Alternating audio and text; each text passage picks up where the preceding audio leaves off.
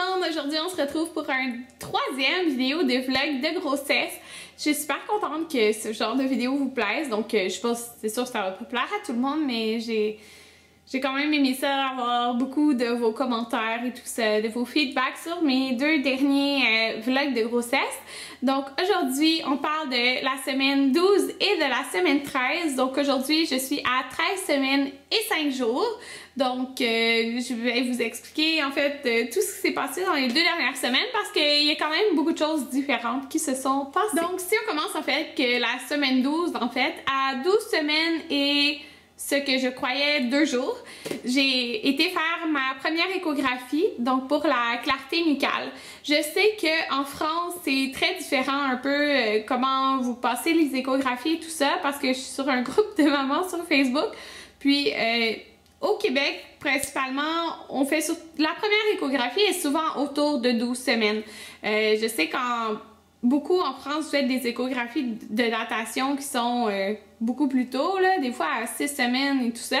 Mais ici, ben, ça peut arriver, mais la majorité du monde, on fait notre première échographie à 12 semaines. Donc, j'étais toute énervée pour cette échographie-là parce que c'est ce jour-là que j'allais vous dire, en fait, que j'allais vous annoncer que je suis enceinte si tout se passait bien à l'échographie. Donc, mon échographie, c'était un vendredi. J'ai été dans une clinique privée parce que, en fait, quand j'avais appelé pour prendre mon rendez-vous au public, ils me donnaient un rendez-vous le 16 octobre, puis je serais comme à 16 semaines. Donc, ce qui était vraiment ridicule parce que les données, comme pour les mesures qu'ils prennent pour la clarté nucale, je pense que c'est comme en 12-13 semaines ou 11-12 semaines qu'ils doivent les prendre. Bref, après 14 semaines, c'est ridicule, là. Les mesures seront même plus fiables. Donc, ça me tentait pas non plus d'attendre trop longtemps. Tu sais, je l'aurais même pas passé encore mon échographie. Là, présentement, on est le 4 octobre. Je trouvais ça vraiment ridicule. Ça me tentait pas d'attendre. Puis, j'ai pris rendez-vous privé. Puis, j'ai vraiment aimé ça. Là. Personnellement, moi, j'ai été à Écho-Médic. Puis, j'ai vraiment aimé mon expérience. Je pourrais vous dire que c'était vraiment différent que l'échographie que j'ai passée au public à Maisonneuve. Mais c'est sûr que ça va être différent parce que ben, quand j'étais à Maisonneuve, c'était pour une fausse couche. Mais j'ai comme passé 2 échographies à Maisonneuve.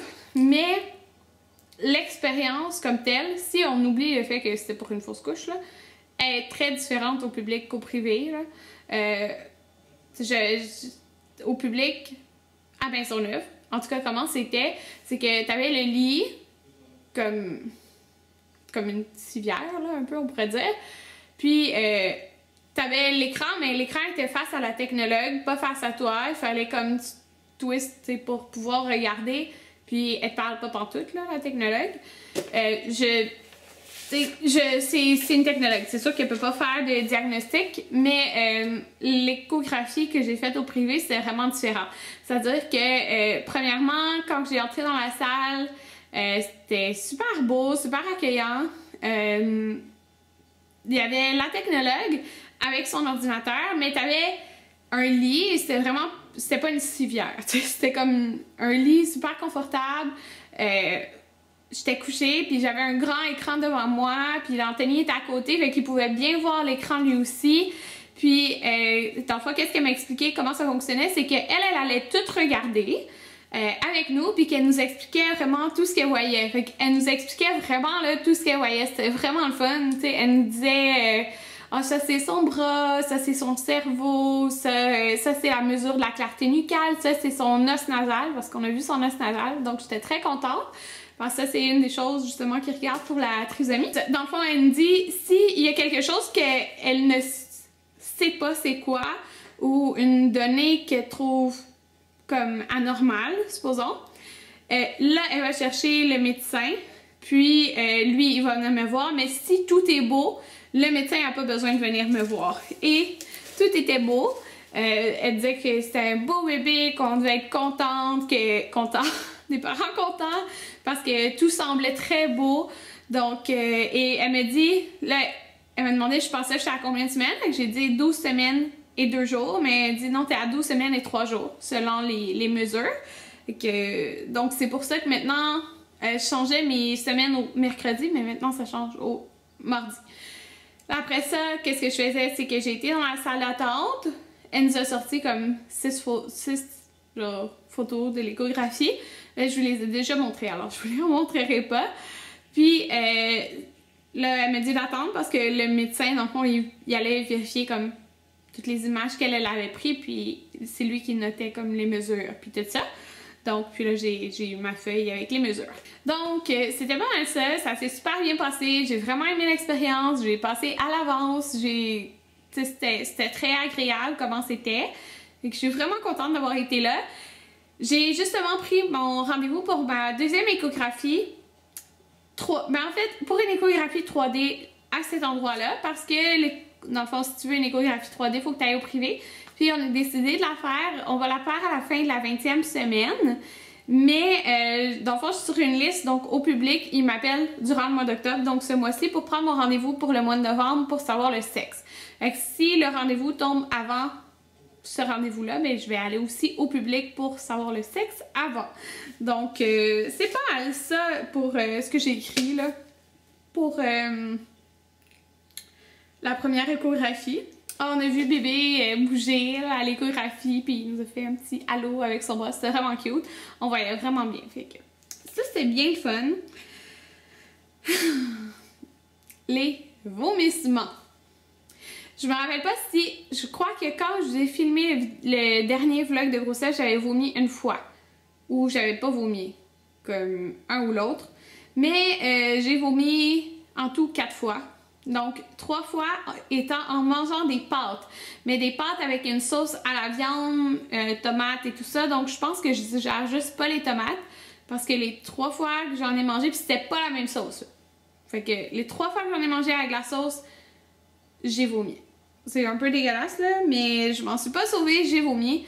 J'ai des hauts le cœur, comme beaucoup, là. Vraiment beaucoup. Puis la 4e fois que j'ai vomi, c'est avant-hier, dans l'auto à mon ami. Ouais. Mais dans un sac, là, mais c'était le matin, là, fait que j'ai vomi. Fait que ça, c'était plate un peu. J'ai vraiment de la misère ces 2 dernières semaines à manger. Tout, là, pas mal tout. J'ai de la misère à manger. Supposons, on a fait une pizza maison.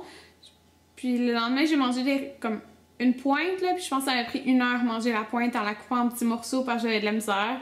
La seule chose que je mange facilement, c'est des pâtes blanches. Avec genre du beurre à l'ail, du sel et du poivre. C'est la seule chose que je suis capable de comme manger comme ça, genre. Fait que c'est ce qui se passe un peu que j'ai écrit pour mes vomissements, puis c'est ça, c'est plate. J'ai comme mal au cœur pas mal tout pendant la journée. Aujourd'hui, j'ai été déjeuner-dîner au Ben et Florentine. On a été, je pense, à midi à peu près. Puis là, ça a bien été parce que j'étais réveillée depuis 9h30, j'avais pas mangé encore. Ce matin, j'avais mal au cœur, mais là, rendu là-bas, j'étais comme, ben là, j'avais faim, puis j'ai pu tout manger mon assiette. J'étais vraiment contente parce que je trouve ça plate, j'ai de la misère comme à mettre de la bouffe dans mon corps. Puis c'est ça, j'ai perdu, dans le fond, à la semaine 12, j'avais perdu 5 livres, mais là, j'ai perdu 6 livres. Étant à la semaine 13 et 5 jours, là, j'ai perdu 6 livres. Depuis le début de ma grossesse, donc juste parce que j'ai vraiment de la misère à manger, comme je grignotais aussi le soir, avant, mais là je grignote plus, parce que j'ai mal au cœur, que c'est comme je prends le minimum, genre je soupe, puis c'est ça, c'est vraiment plate, mais c'est comme ça.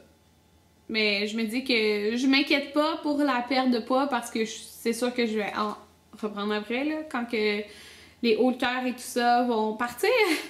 Mais pour l'instant, la fatigue, je pourrais vous dire que dans la semaine 12, ça a commencé à diminuer un petit peu la fatigue, mais elle est toujours là. C'est juste que, comme, oui, la semaine 12, j'ai fait beaucoup de siestes. Semaine 13, là, ça revient un peu, là, comme, ce matin, je me suis réveillée par moi-même à 9h30 un dimanche, ce qui n'était pas arrivé depuis un bout, là. Sérieux, je dormais jusqu'à 1h quasiment, là, donc ça, c'est super. Je commence à avoir un petit peu plus d'énergie, mais quand même, j'ai de la fatigue. Mais le fait que je travaille beaucoup moins, je fais environ 50 heures sur 2 semaines. Fait une moyenne de 25 heures semaine, là, environ. Fait que le fait que je fasse ça, ça m'aide beaucoup personnellement, là, à ne pas être autant fatiguée. mais j'ai quand même de la fatigue. Là. Ce que je pourrais vous dire aussi, en fait, c'est que je sens mon ventre est grossi de jour en jour. Pour vrai, comme au travail, mon amie justement, je suis arrivée au travail, j'ai dit check ma bédaine, et ok, mais elle était même pas comme ça hier, genre elle grossit vraiment de jour en jour, ma bédaine.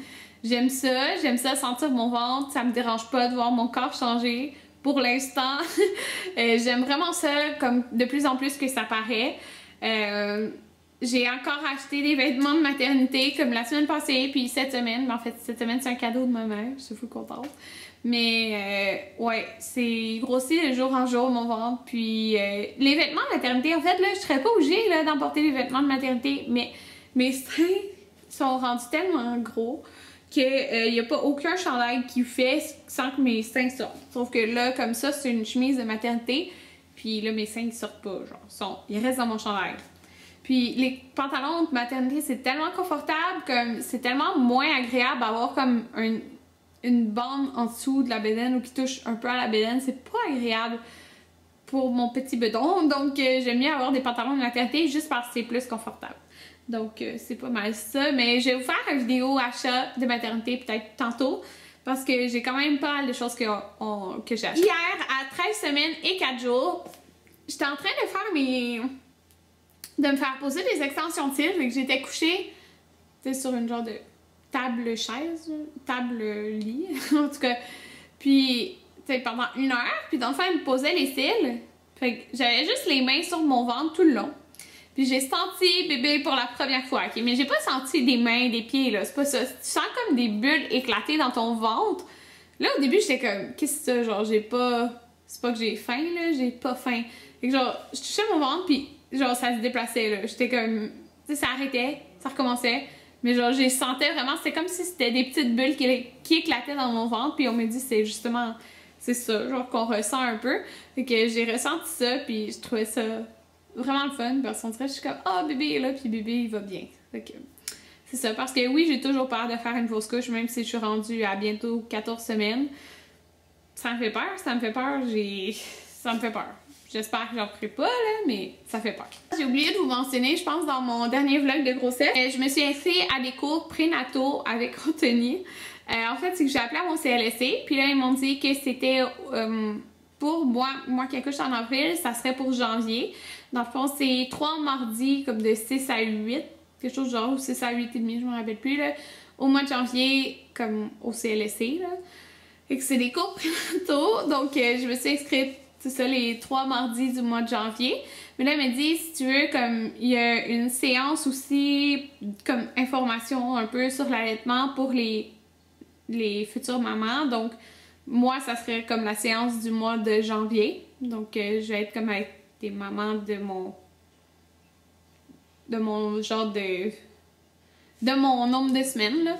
Donc, fait que les 4 mardis du mois de janvier, je suis au CLSC pour ça, donc, mais je finis en décembre de travailler, donc c'est ça. Fait que ça va bien aller. Ça, c'est pas mal pour ça. Ah oui, donc c'est ça, 17 novembre, mon échographie 3D qu'on a pris. Donc, j'espère vraiment avoir comme 2 semaines avant mon rendez-vous au public pour savoir si c'est un gars ou une fille. Et mon dernier petit point, par rapport au nom de bébé, donc je l'ai déjà dit, si c'était une fille, elle s'appellerait Amanda. Et si c'était un gars, j'ai dit Jaden. Mais Anthony, depuis toujours, il veut que un de ses fils ait son nom. Mais pas juste comme oui, il aurait voulu Anthony, mais j'ai dit non, il n'y en a pas question. Je veux pas que mon nom, comme qu'il ait exactement le même nom. Mais je suis comme, il hésitait comme allez, comme deuxième nom. Fait que j'ai dit d'accord. Donc, en fait, si on a un petit gars, il va s'appeler Jaden Anthony. Mais pas comme... personne ne va l'appeler Anthony. Ça va être juste comme un deuxième nom. Vous comprenez? Il n'y a pas de trait d'union là entre ça. C'est comme un deuxième nom. OK? Donc, c'est ça. Parce que Anthony, en fait, parmi tous ses frères, ils ont aussi le nom de son père. Anthony, c'est le seul qui s'appelle juste Anthony. Mais comme Marco, il s'appelle Marco Nolberto. Puis, il y a d'autres frères qui s'appellent genre Nolberto Junior. Fait que, ils ont comme tout le nom de son père.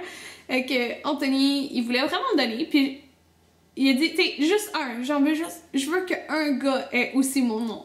Fait que là, j'ai dit, ok, parce que je trouve que Jaden, Anthony, ça fit quand même bien ensemble, mais on va pas à l'école, son nom, ça va être juste Jaden, là. Donc, c'est ça.